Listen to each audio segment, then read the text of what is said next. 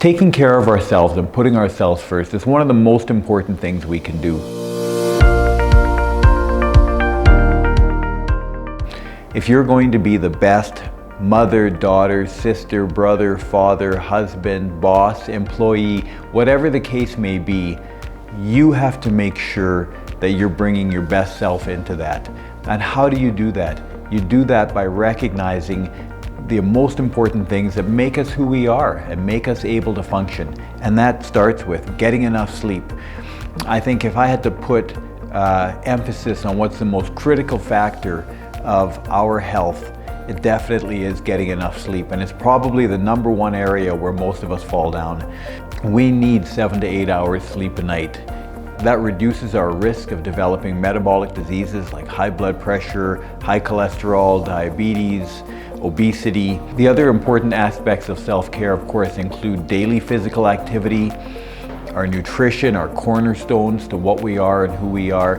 Those are all areas that can be challenging. There's a lot of information out there, but finding a counselor, a guide, a healthcare professional, someone who you trust and can have a good relationship can help guide you through those challenges and help to make sure that you're making the right choices and that you're improving yourself every day instead of sliding down that slippery slope to ill health.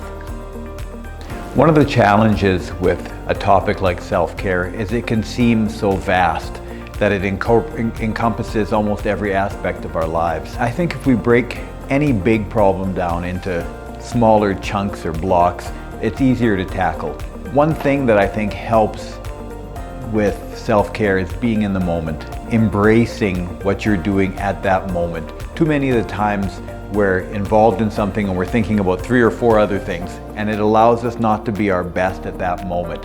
So whether it's time spent with our kids, whether it's time spent with our families, at work, involved in a project, something as simple as our meals. If we can focus on what we're eating, think about what we're eating, enjoy it while we're eating it, know that we're making good choices, not eating if we're not hungry, not eating for the wrong reasons, being in the moment with the people who are around us.